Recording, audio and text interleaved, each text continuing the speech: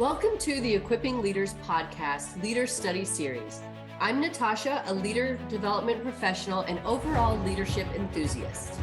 And I'm Corey, a program manager and an emerging people leader, thus a leadership enthusiast.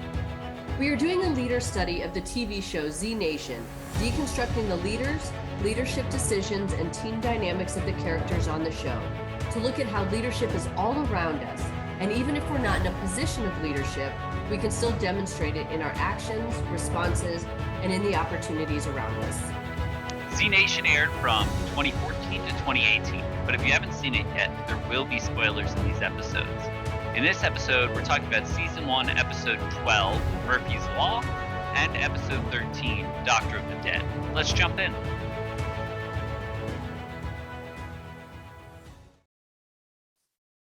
Okay, so we're back. We're at the end, a couple last episodes of Season 1. We're in Season 1, Episode 12, Murphy's Law.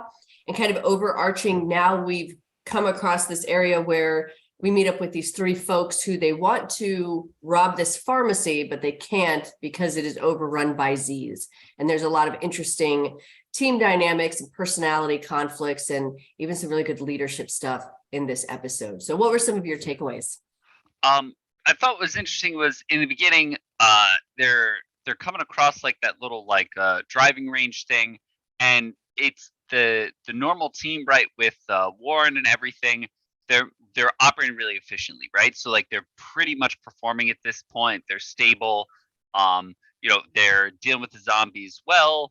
And then like you said, they run into that other team that also from perception has a strong leader as well. So now you have these two groups that are potentially coming together. And, at this point in the episode, are they going to team up? Are they not? But they're sort of feeling each other out. And I thought that was really interesting because, sometimes you run into that professionally as well. You have those two high functioning teams. There's a big effort. So it's like, let's put those two high functioning teams together.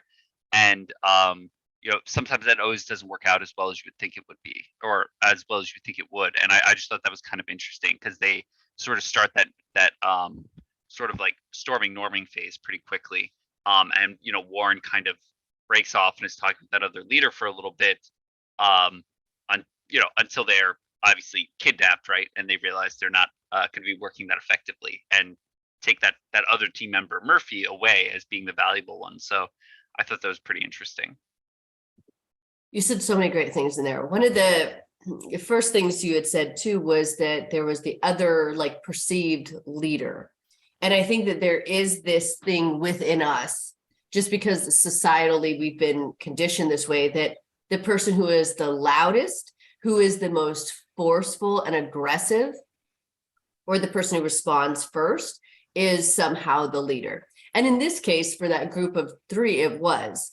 But it's just really interesting that it's like, that is kind of what we just assume, not necessarily that we look to for leadership, but that we assume is the leader is that person who's like the loudest, most aggressive, that person, when oftentimes not necessarily the smartest or the most informed person, but maybe somebody who's just kind of trying to do a demonstration of authority, which I feel like in this instance, that individual was, because later on, when Murphy's asking him what he was, what he did before the apocalypse, and he said security. And then Murphy starts to list all these things that are like kind of like the biggest, coolest types of security, like, military, Delta Force, whatever. And then the guy says, shut up. And you're like, oh, okay. So like maybe not that, right? So it's like, well, definitely not that, but probably something he's not super proud to say that he was a part of.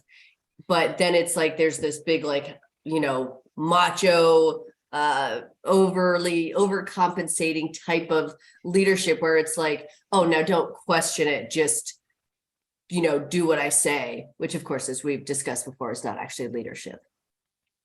Yeah, no, I think it's funny too. Do you think it's like a cultural thing as far as like, oh, that person that spoke first and loudest is who the leader is? Because I know most of the time that's just where you go. Is that, I don't know, that's weird. I guess I never really thought about it like that, like that you just sort of default to the first person that talks in a group tends to, oh, you're like, oh, that's got to be the guy in charge, you know? So, or gal, but either way. Yeah, I think that's interesting.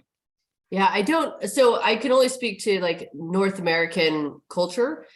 So perhaps in other cultures as well, but I know that that is pretty ingrained in us. In like the 1930s, there's this whole thing around what they called the great man concept, which was basically the leadership concept of a leader has these qualities, both physical and other, attributes. And one of them was like kind of like they don't ask questions, they just kind of know the information and stuff like that. And I think that even though that has been disproven over and over again by studies and vignettes, like all sorts of ways, there is still something in us that trends towards that. And I think that what's so interesting too, in like a dystopian society, people are confused. People are probably in the biggest position of weakness than they ever have been. So anybody who would step into that, not even step into that leadership, but somebody who would, I would say, take advantage of that situation could very easily find themselves in a position of authority.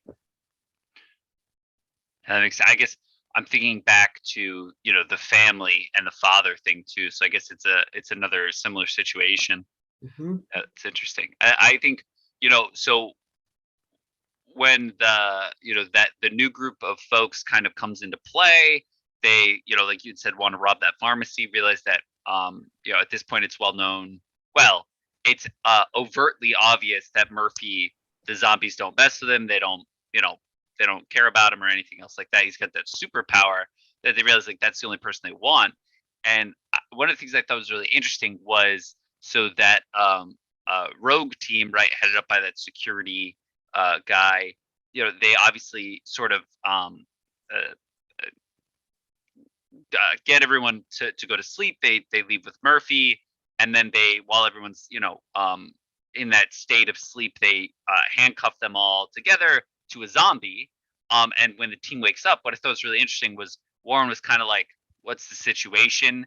Right? Everyone fed her the information. They realized that there was a zombie attached to on the far end, and where they're like, "We need to remove this zombie." Right? That was the first immediate risk. Looking through pockets, trying to find something to get rid of that zombie. There's really great communication. Everybody understood what was going on, and they were kind of feeding that information up to Warren. And I thought it was also laughable because she's only like 6 feet away because they're all like handcuffed to get to each other. Mhm. But it's like that information flow went up. Everybody was calling out like, "Hey, I have this. I have this." Warren was able to make those decisions.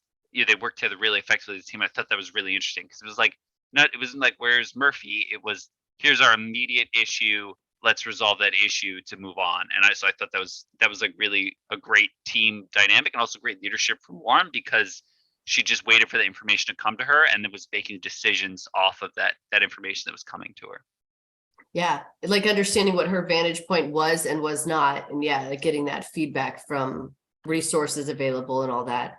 Agreed. And I also think there was a point too where they worked, I mean, they always work really well as a team, but when they first get into the place and they're in the country club and they're trying to kill zombies and they realize that like their weapons are actually, they need too much space for the weapons that they have. So like Doc tries to use like a golf club, but it gets caught on chairs.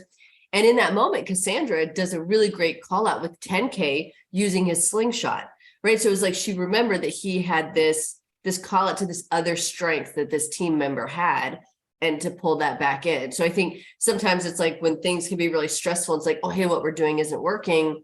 Really knowing your team and the different things that they bring to the table, being able to pull that back in and be like, that can help with this. And then it, of course, ultimately did. Yeah, I think it's because like that's one of my favorite things about leadership too is those little micro instances where you have it's just like one person has that ability just to help someone else out and like when you have a close enough relationship where and I think have the emotional maturity to like be like, oh, that's not somebody being it's not a put down, it's not like this show of power or strength or anything. It's literally just we're all trying to get this mission done. And at this point, I remember a strength that you are too involved in the task and I'm helping you and everybody's winning from that. And that's one of my favorite aspects of leadership. I agree. And I think that it also takes a mature professional to get to that place, right? To be a great follower, to be a great team member, and to be a great leader, is that really it's not about you at all.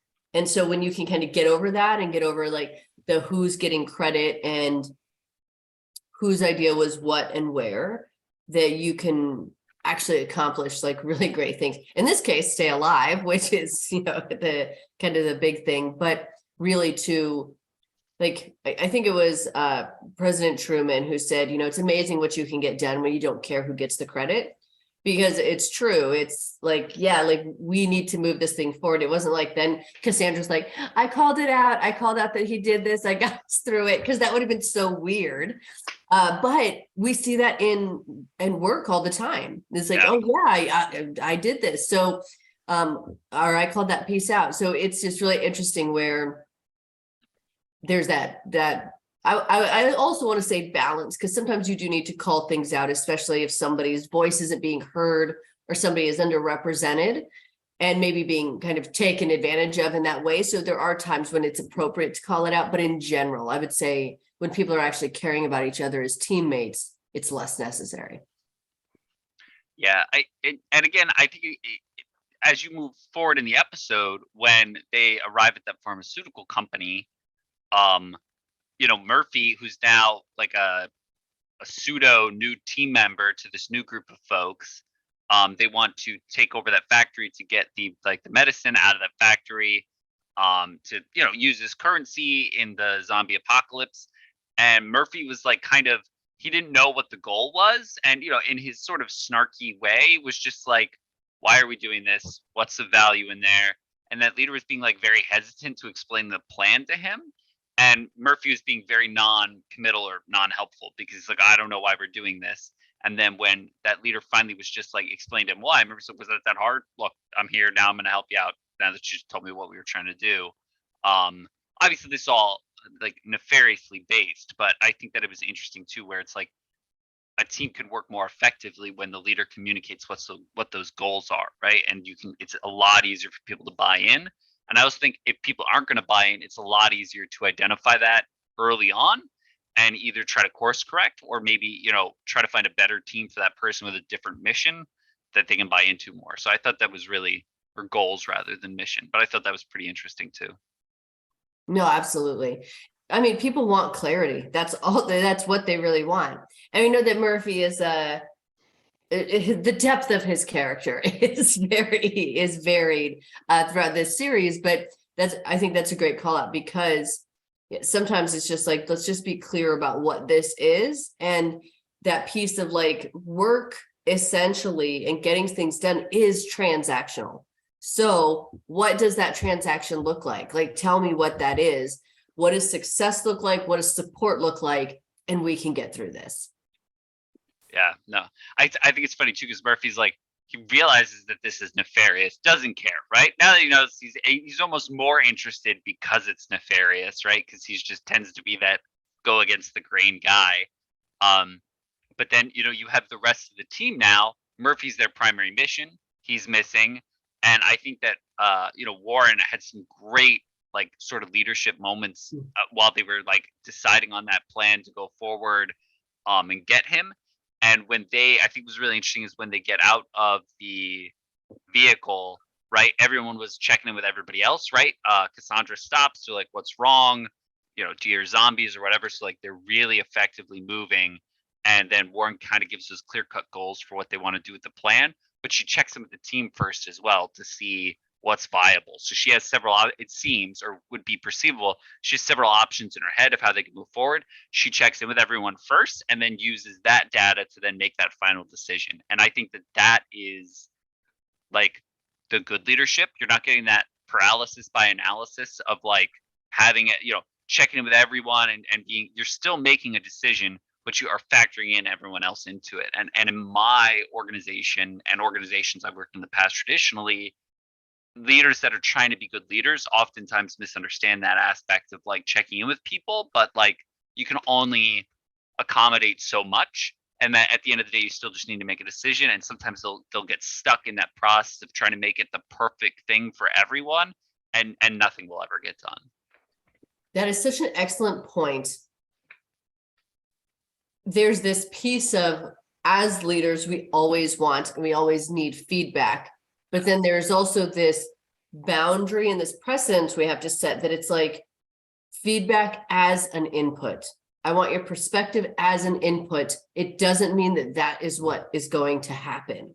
And I think that there's a professional maturity also on the other side where it's like accepting that your perspective is an input and it's not the truth, right? It's not the only thing that a leader is looking at. I think Warren did several things in this episode that were, of course, fantastic. But I know, like, kind of rewinding a little bit when they were first talking to the, hold on. When they're so when they're sitting there and before they've been drugged, and they, like you said, they've realized that something is different about Murphy, and Murphy starts to tell them things, and Warren tries to warn him because she says, come on, Murphy, no one wants to hear your war stories, right? Almost like this warning. Oh, yeah. Like, we don't know these people, so like that's like maybe too much, like too much too soon. And so she did that really well there. And then fast forwarding to that point where, like you said, she's taking in all this input. There's also this point where they're trying to figure out where Murphy is, and Doc stops being helpful and starts just asking too many questions.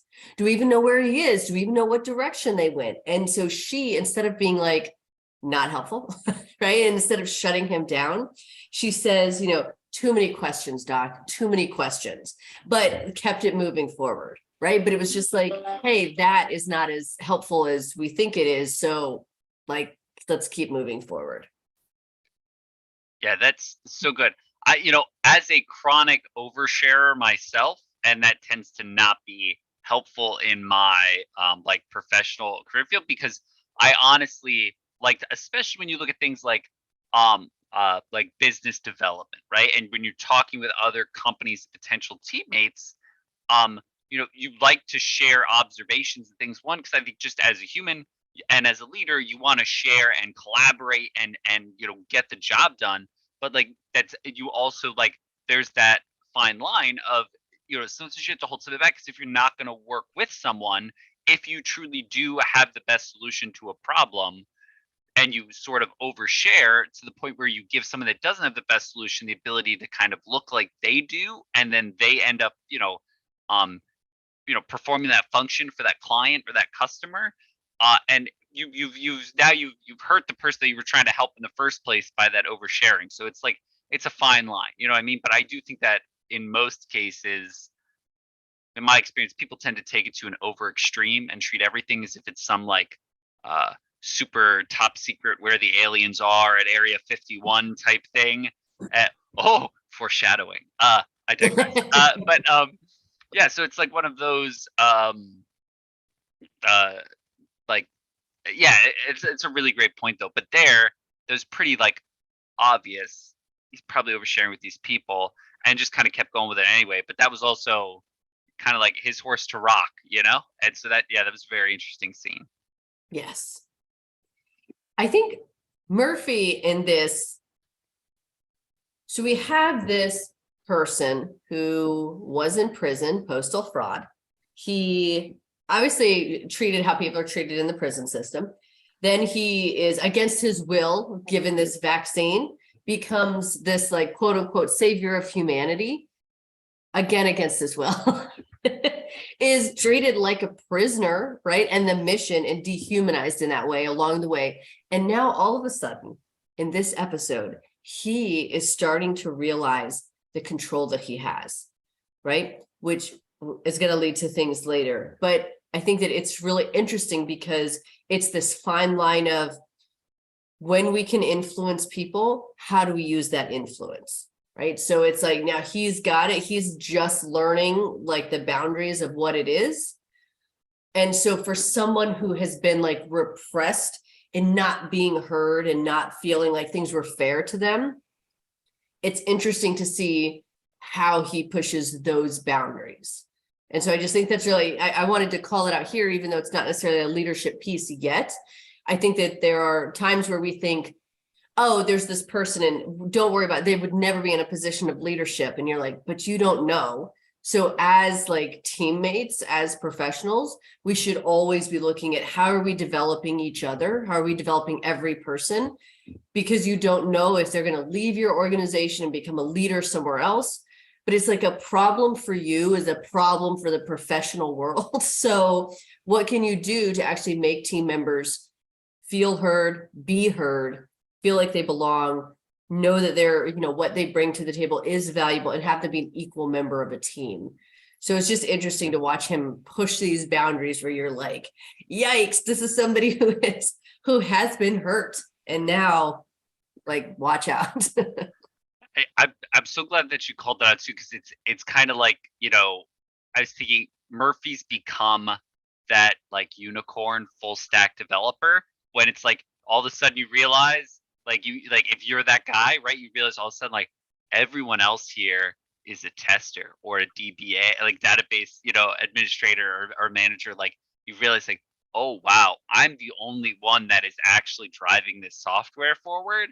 And like you know, when you, especially when you're leading folks like that, that's kind of like this secret like super fear of like when will they become self-aware enough to know that like there's a lot riding on them. And so, you know, sometimes they can go great and they're like, I shouldn't be the only person, because what if I get struck by a meteor tomorrow? And then like all of a sudden there's this huge push towards training or finding more skill to bring into the team to make it even stronger. And then other times people will get very much turn into like a rock star or pop star and be like, I don't like the color of the walls, you know, we need to paint these and change them. Otherwise, I will find a different place where the walls you know, fit my fancy. So I think it's interesting too that Murphy has, like you had said, went to jail for postal fraud, which I I just think that's laughable because you know, your mind can wander, but that's a side note of what is postal fraud. But you know, so now you have this guy that you know probably doesn't always have like the most honest intentions and might be a little bit griftier about, you know, what his goals are in life, and has all that power. So like you said, yeah, I think, and then as he starts to emerge as a leader moving forward in the show, I think, yeah, that's a really great point. But that's, yeah, that was so that like kind of made me smile internally, because it's like he realized he's the only full stack guy, you know. Yes. Well, and I think that there are ways too that at any point in someone's career, you cannot change a person internally. That's on them to change themselves. But there are these points where it's like, what do you think? What do you think we should do? What does it, you know, like people, like listening to people is, there was somebody who said that listening is so close to loving that they're almost indistinguishable. And it's so true, because we don't listen enough to other people. And so when we can like let those voices be heard, then it's not like nobody listens to me and I am the only one and I am smarter than everybody. Instead of being like, no, I'm the only one who can do this. This is the strength that I bring to this team of these other smart people. But instead, when you other people in any way, it leads to this thing where they're like, yeah, I don't like the color of these walls. It's like you said. Gosh, yeah, that's so good. Um, I I don't want to jump too far ahead on you, but so one of the things, it's kind of like it plays out. So the and I forget her name, I apologize, but she was like a single episode character. So I'm gonna take the mulligan. But the one woman that was on the like nefarious group's team, um, they you know, it comes out during the course of them attempting this sort of operation, and they're talking to Murphy and explaining the plan, that they've tried to do it already, and you know, they're looking down at the situation trying to assess. Murphy identifies that some of the zombies are moving like really fast, and you know, it's because of the different types of medication the zombies ate some of it, and those medications, whether they, you know, sped you up or slowed you down like pharmaceuticals, you know, like drugs do, like that that would also happen to the zombies in kind of a way. But the female character there sort of I notices that they discussed that they had already attempted to do this raid before and lost some people. It comes out that one of those people that were lost was her husband. And so like she's still dealing with that emotional trauma, and that leader guy that's there is kind of like, he's gone now, he's a zombie, forget about him, it's just you and me. So like he doesn't really ever help her process through that grief. And then when she ends up, when they're inside the factory and the zombies are all coming in, she runs into him and is kind of confronted with that, all that like baggage that she hasn't dealt with yet. And she isn't able to like mercy the zombie because it's her husband. So she ends up kind of doing that. And I think that's interesting because he lost that teammate because as a leader, a bad leader, he didn't take the time to help her like process through that, or even help remove that blocker or that impediment that he now knows exists for somebody on his team, and that ultimately lost that team member. So I thought that that was like really interesting parallel to like, you know, real life of, if somebody says that something's constantly an issue for them, and you're not doing anything, you're like, figure it out yourself, or it's not that big of a deal, and you lose that team member when it could have been really easy for you to mercy that zombie, so to speak.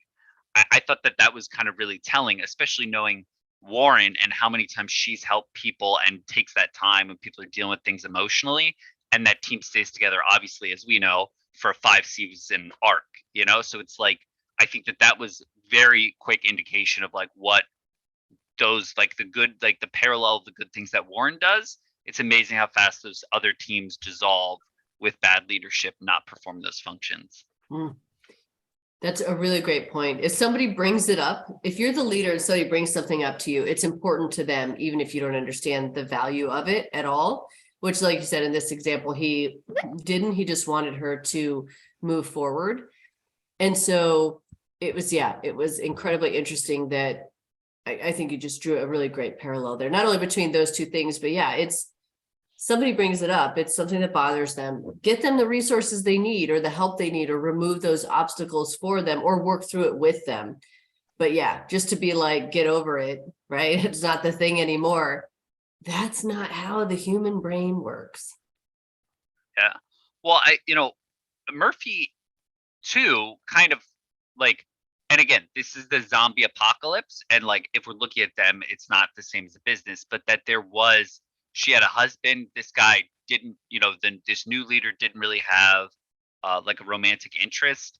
And like now this sort of freed up that romantic interest piece. And I think it's just like that human emotion that still exists, or like those like wants and desires that still exist, and trying to deal with that in like that team dynamic of like those alternate mission, or alternate like, or alternate, oh my god, I can't talk, those alternate goals, right? And those sort of things, like when you delineate from what the clearly defined goal of the group is, like that's when you also start to have issues if people aren't aware that that's the goal. So hopefully it's not romantic conquest in your work environment, but like at the same time, like that's no different than any other sort of like, I know we said we wanted to get this thing done, but I really think that this other thing will be cool.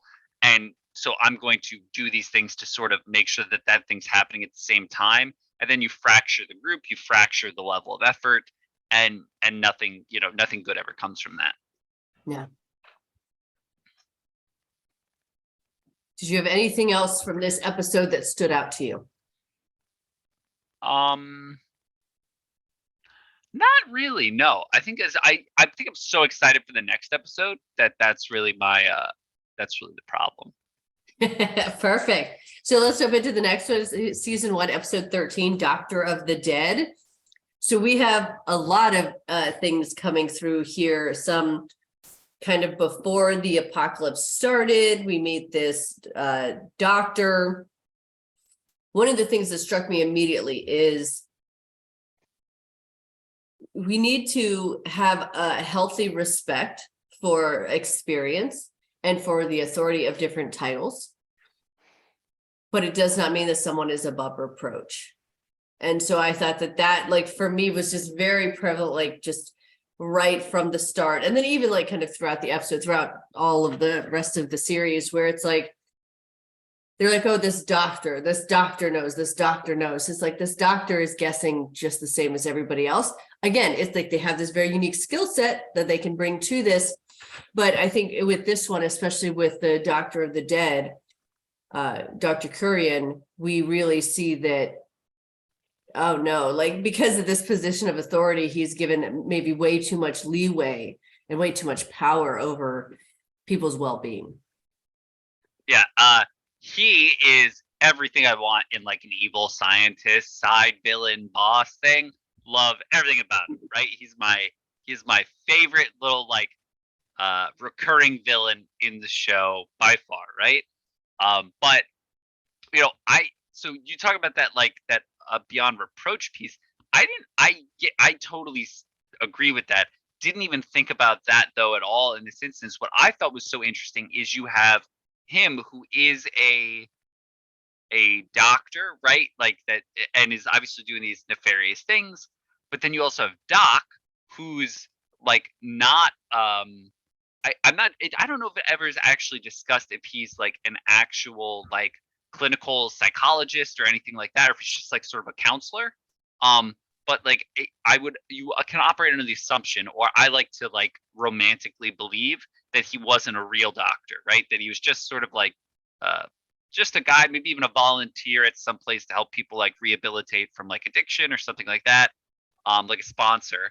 And way more of what you envision or instill in like someone who's going to do no harm than the guy who supposedly is a real doctor who took that oath and like that is what they devoted their life to. And like that's my favorite thing is you have these two parallels of like guys roughly looking to be about the similar age, one guy very free spirited, right? Far more like and then this other guy's like a little bit more clean cut, right? Wearing a suit and a tie and all that sort of stuff. And you would expect the suit and tie to be the guy that you wanted, but the guy in sort of like the hippie hair and the sandals and the round like 60s hippie glasses, he's the guy that you need. So I thought that's like one of my favorite little parallels between the two of them.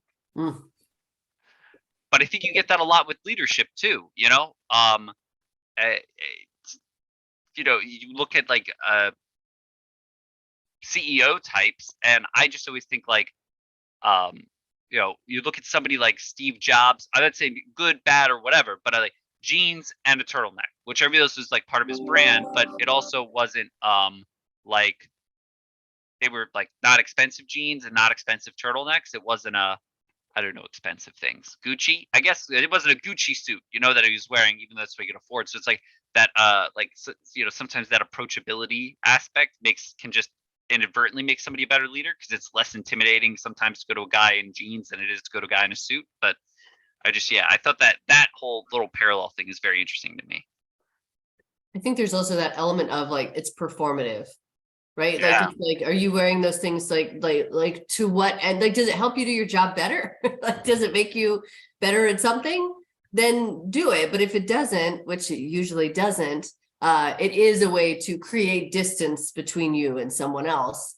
So, instead like you said, the approachability piece, which could be jeans, it could be, it could be whatever for different people, but yeah. So in this too, we find that they may not have to go all the way to California. They have found this other CDC lab. So it's interesting because they get to the CDC lab. They, when they get out of the van, Warren tells Murphy that she wants to see his hands. And so she puts these cuffs on him because she says, hey, they're looking for, civilians escorting a prisoner. So that was like where she was coming from. And he is like, you don't trust me. So what was so interesting in that moment too was just this show of like him thinking they'd gotten further, like in this like trusting each other piece, and her probably also like feeling that way, but coming from this completely different place. So what I appreciated about it was in that moment, he became so defensive about why she was doing it, why he thought she was doing it versus why she said she was doing it, that it was like he was blind to what it was that she was actually trying to tell him. Yeah, no, yes. But then the other thing that I thought was super interesting too in that scene was when there's all those zombies right by like the front door that they need to go through, and Murphy has everyone huddle around him because the zombies aren't going to like he can make them not bite everyone, and he sort of like in that moment, he was not doing that to advance the group, like as a teammate who now has a new strength, right? Or who has a strength that's greater than the other teammates, so they're using that. It was like very clear he was, because I think he made the comment, I can't remember what it was, but he was doing that to attempt to show or usurp like the authority or leadership of Warren. And like both that as well as be like, see, I'm not a bad guy, and yet you're putting me in handcuffs. Like I protected the team. Like there's like that little bit of an argument or disagreement right there. And like I thought that was super duper interesting as well too, because Warren, like we said before, really doesn't give it the time of day, right? She's just like, that's not appropriate behavior and moves on with it. And so, because I'd be like, what are you doing? You know what I mean? I would have been throwing fists because you know me, I'm very big fighter, you know. So then they get into this building, right? And it's chaos, of course. But they find out that obviously like kind of nefarious stuff there on the part of the CDC, how they've been testing on people and animals. And Doc's like, we need to get out of here, right? I'll vote for going back out into the apocalypse. That's better than what's going on in here. And in that moment, I thought that Murphy did something really great, which was like self-advocacy with a purpose, not just self-advocacy to be like, I don't want to do this. And, you know, it's kind of like, I kind of like to describe him as kind of like pouting a lot. And so he has kind of up till this point, but now it's like this self-advocacy. He says, you know, nobody's going anywhere. We came here to find Dr. Murch, and that's what we're going to do. And he did it. He kind of showed up in this way that was like firm, but also like, that's what we said. That's what we're doing. And we're not stopping until we do that thing. And it wasn't necessarily for the benefit of the group. It was for the benefit of, he needed some answers. But I think that great leaders are great advocates for others, but you can't advocate for others if you don't know how to advocate for yourself. And so the self-advocacy piece that kind of came out in him, it just really made me think of, sometimes I think that's why leaders struggle to effectively advocate for other people, because when we're advocating, we have to understand that person and what it is that they want and where they're trying to get. And then we can advocate. We can show up for them in other places, you know, bring up all the great things they've done in context. But if we don't know how to, it's not until we learn how to do that for ourselves and why that's important and why that feels the way that it feels, that we can do that for others. Yeah, that's such a good point too. And again, that wasn't him even you know, like trying to say that that's what they came here to do. He's also reminding the team of what the goals were. And so like it was both you know, for himself, but also for what they said that, you know, like what they said they wanted to do there. So I think that's a really good point. I didn't think about that. Yeah. I just viewed it as like self-serving, totally. Like, no, I want to see if there's a cure for me, because I don't think like he knows he can like control zombies now, but he doesn't know if he's also turning into a zombie or not, right? So that's Right. But another great point. He doesn't know what's going on with himself. He needs these other things that he can't get by himself. He can't get those answers. And that's where the advocacy piece comes in. And as leaders, we have a bigger scope. We have more access to answers, more access to other things. And so we can't be gatekeepers for that. We need to be pulling in people and pointing people to those who, you know, can be good representatives of that all the time. And so, yeah, great point. And that yeah. So I think the other thing too is like you start getting these flashbacks like you talked about. So with and also just with like what happened in that lab, right? Because when they walk into it, we had said before, there's nefarious things. There's a lot of like old zombies there. There's still some like living zombies. There's some dead zombies. And I think what was really interesting is in that flashback too, when they have one of the like medical technician people in quarantine. You know, they kind of show that discussion of like, he's like, I want to get out, and you know, they're explaining to him like, hey, you need to stay in here, like this is the process, everything else, trying to like keep him calm. And I thought that was like a really interesting thing, like from a leadership perspective, because it's like there's a process in place for this. There's, you know, there are many people that could be affected by this, so like we're trying to work through this together. And I thought that was pretty interesting as well too. So Yeah. It's interesting too, how it was also a little bit indicative of how processes can get in the way of like people. Like we need processes, right? We need structure for many things. That's what helps things move forward, keeps systems in place and all of that sort of thing. But to the detriment of people, that's, I mean, obviously a big challenge. Right? If it becomes a point where like things aren't moving forward, like when Dr. Murch is talking to that one person who they thought didn't follow protocol because he set off an alarm, it was like, to what, like what else do you want from this? Like now this process is stopping something else from moving forward. And it kind of falls into that whole, like I heard this a lot in the military, like, oh, we've always done it that way. Great. And it probably worked at some point when it was put in place. But that's why like processes and systems, like they have to be reevaluated frequently to be like, is it still actually working? And who is it excluding? Who is it hurting? And does it still actually reach the goal of why we put it in place?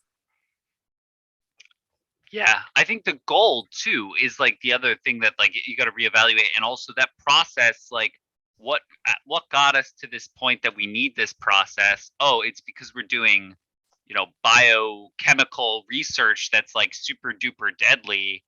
Is that what we want to do? Like, like I think that you could also start to really work your way back to the goals there of like, how do we get down this path, and do that reassessment? And that could start with simply as small of a process as like a mandatory quarantine thing, right? Like, why is that mandatory? And trace it back. And I also think that if you can't trace it all the way back up to whatever your main organizational goal is, then I think that's its own little issue. Wherever that break is, you need to reassess that break point too. So I think that's pretty interesting. You should be able to map up and down. You know what I mean? Big goals to little ones.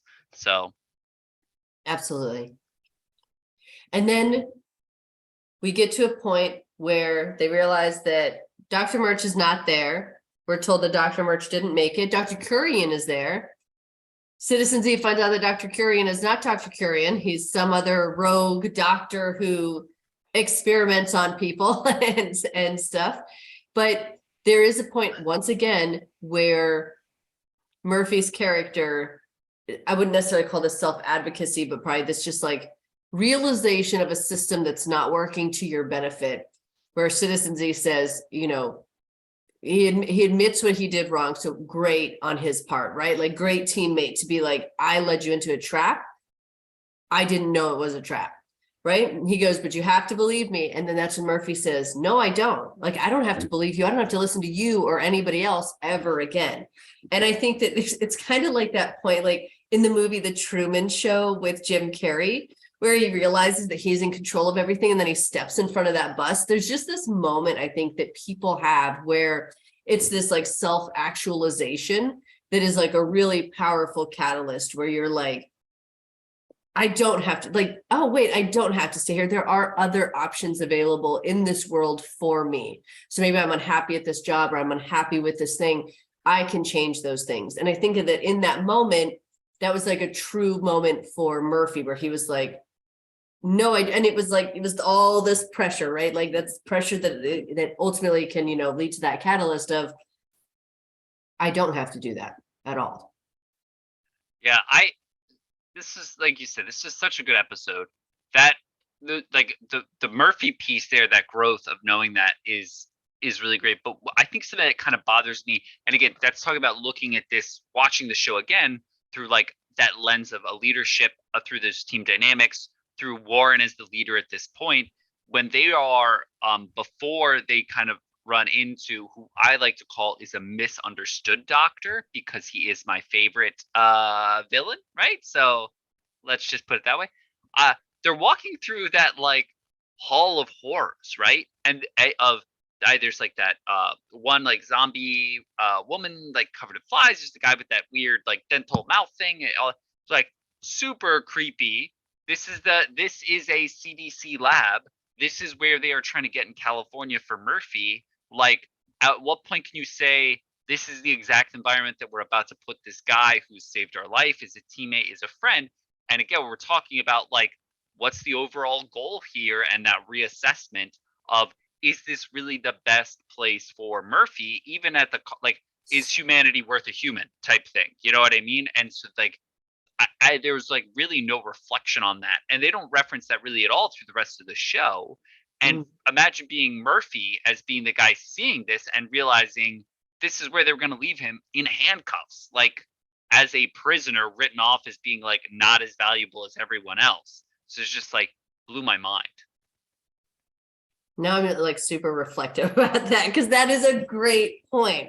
Because that's been my thing, this like that's my thing throughout the whole thing with Murphy, where it's like you are condemning him to something that he did not volunteer or ask for or anything like that. Very forced into it. So yeah, that's a great point, that it's like from Murphy's perspective too, again, that pressure that leads to that catalyst of, so not here, but somewhere else. Like we all know that science is not kind to the first of something, right? Just because they're trying to study it for future. And I say that like I'm like condoning it. I'm certainly not. But at the same time, it's like that Already whole thing tweeted that. So it's like, but like, yeah, like you said, to what end? Like that person who did not ask for that. So yeah. Yeah, like I said, Fine. that whole thing was just really.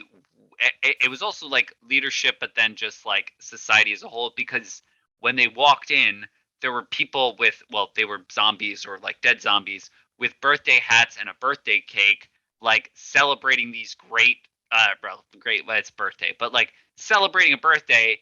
Those people were probably still back in those like weird cage prison vault things. So it's like that was all like, was that what the team was looking at as being justifiable? Because these scientists, like you said, that we give that inference of like authority, power, and like above reproach. Like these scientists said it was okay, so I'm just a humble, whatever that job is. Who am I to question that, the validity of that goal, of that mission, of that process? So I just thought that whole thing was like super like intertwined and weird. And the fact that they were still just like, nope, yeah, Murphy will be fine at the CDC. It's good government agency. Like, I was just like, what? But Agreed. Awesome. Yeah. Okay. So this is the end of season 1. And then next we'll start talking about season 2. yay.